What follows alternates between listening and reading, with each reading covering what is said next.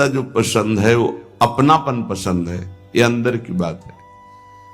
मेरी लाडली, देखो अपने जैसे अधम के पास तो सेवा के लिए कुछ था ही नहीं, इत्र भी मांग करके गुरुदेव भगवान से लाते थे, वही इत्र भी देते थे अपने पास, तो केवल गुरुदेव ही थे, अपने पास केवल गुरुदेव ही थे, हैं, रहेंगे। जो है वो गुरुदेव का दिया हुआ है, अंतर और बाहर भी। इतनी मिश्री का भोग लगता था, जो वृंदावन के पुष्प वो समर्पित।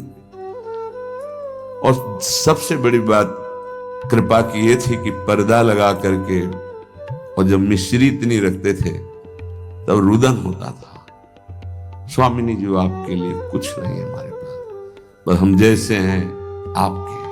कभी कभी रोटी मांग के जो सूखी मिली, सामने से रज के पात्र में रख के जब दिखाते थे, तो जो भोग लगता था हम तुम्हें कैसे बताएं, कि रोटी रख गई और घंटों ऐसे बैठे। भाव उत्सवेन भजताम रस का, हमारी प्रियाजू को, अरे वैभव क्या वैभव जिनका है वो तो उनके महावर लगाते हैं, और कौन सा वैभव प्रियाजू को पसंद आएगा। जिनका वैभव है वो तो महावर लगाने के लिए याचना करते हैं, उनको कौन सा वैभव। बस नमस्कार प्रियाजू को, मस्तक रखकर भूमि पर हाथ जोड़कर, और जो प्रियाजू को पसंद है श्याम, यदि आपके पास श्याम पुष्प नहीं है, श्याम मृगमद नहीं है, कस्तूरी, तो श्याम सुंदर का नाम और गुण तो है, सुनाओ उनको। गोविंद कथा, गोविंद नाम कीर्तन ये प्यारी जी को बहुत प्रिय है। जब आप सुनाओगे ना गोपाल सहस्त्र नाम, श्रीमद् भागवत के श्लोक जिनमें रूप माधुरी श्री कृष्ण चंद्र जी की, या जो महान ऋषिकों के, क्योंकि स्पष्ट समझ लीजिए, मेरे तन मन प्राण होते प्रीतम प्रिय, मुझको तो भावती ठोर प्यारे के नैनन में, और खास बात नंद के लाल हरियो मन मोर।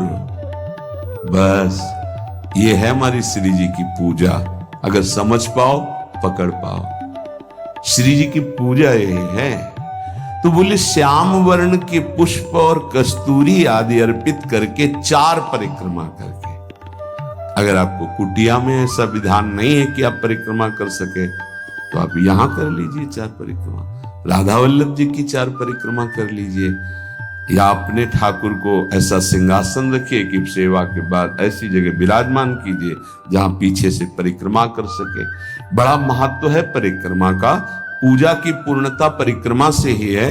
कह रहे हैं परिक्रम्य और फिर भूयो नमत्वम, 4 परिक्रमा करके भूमि पे मस्तक रख के, स्त्री शरीर है तो पंचांग, पुरुष शरीर है तो साष्टांग।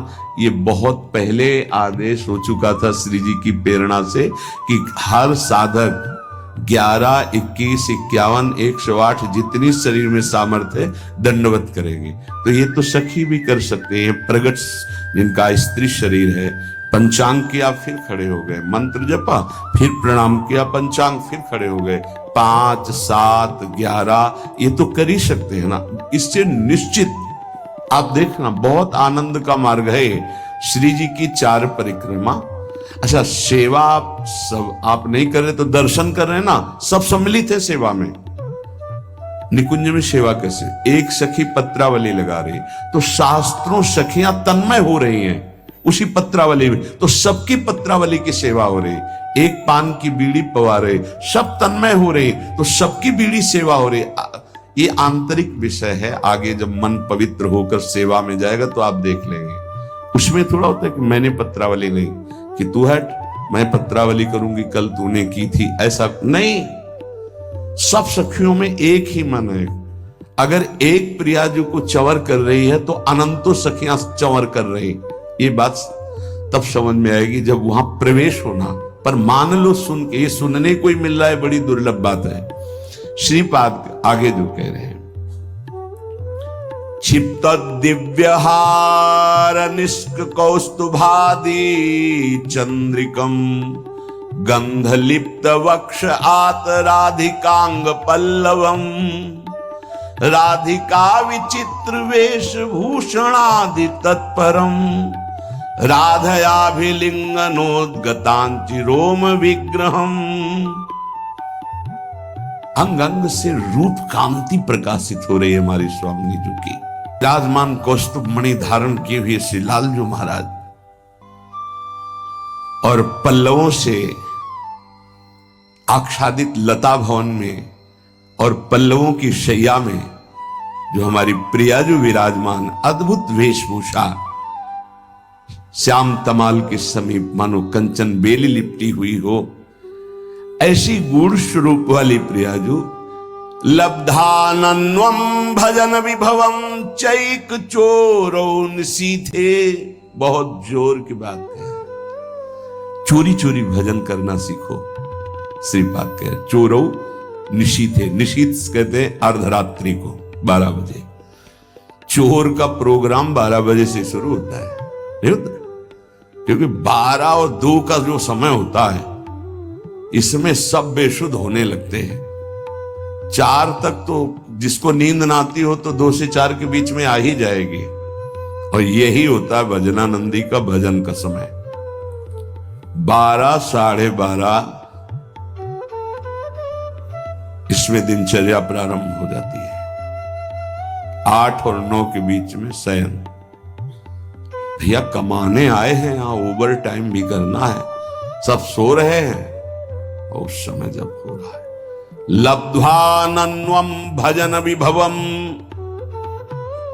अपने गुरुदेव भगवान की दिनचर्या काफी समय तक जब वहीं रहे तब देख पाए। सेवा तो बहुत वर्षों में उनकी कृपा से सौभाग्य मिला, पर नजदीक रह करके लगभग वो 2-2:30 बजे शयन करते थे और 4:30 बजे दिनचर्या प्रारंभ हो जाती थी। अभ्यास तो 2 बजे का पूर्व का था ही, जगने का अपने का भी। तो जैसे 12:30-1 बजे उठे तो देखा शांत बैठे, तो अरे गुरुदेव इस समय बैठे हुए, जहां और 2:30-3 बजे 4:30 बजे सोच स्नान हो सकता। क्या जीवन को कैसे प्रियाजू के चरणों में समर्पित किया जाता है, गुरुजनों से समझ में आता है। कभी कोई बाल भोग, कभी कोई ब्याहुला, कोई उत्सव, 20 वर्ष नहीं, ये सब यहां हो रहा है।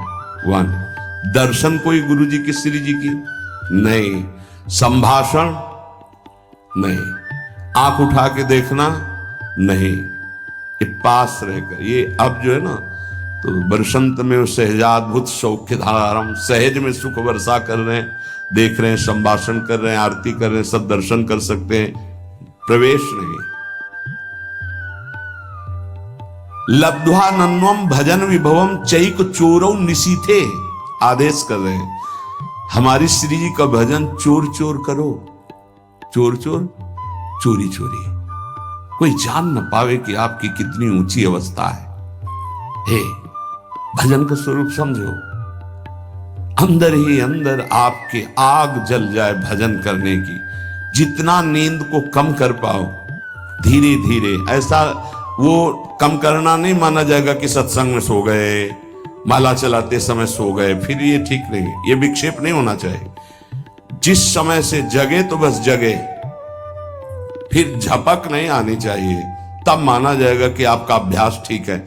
अब उधर तो आपने तोड़ दिया नींद अपनी, और इधर पूरी कर रहे हो, तो फायदा क्या हुआ तोड़ने का?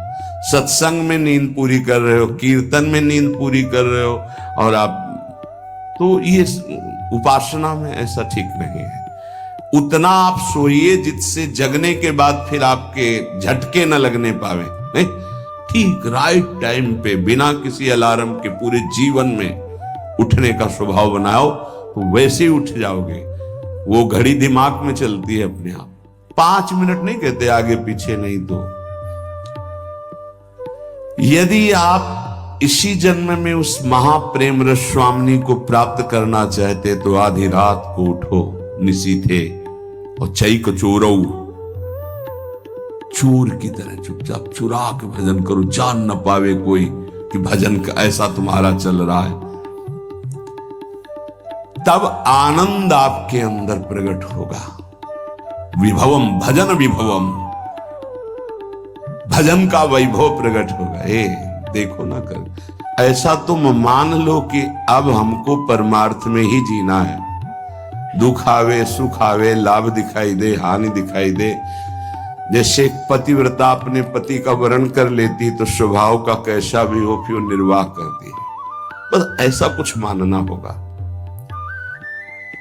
हमें कोई आनंद नहीं मिल रहा, हमारे कोई विकार नष्ट नहीं हो रहे, हमें कोई लाभ नहीं दिखाई दे रहा, पर हम छोड़ नहीं सकते आपको।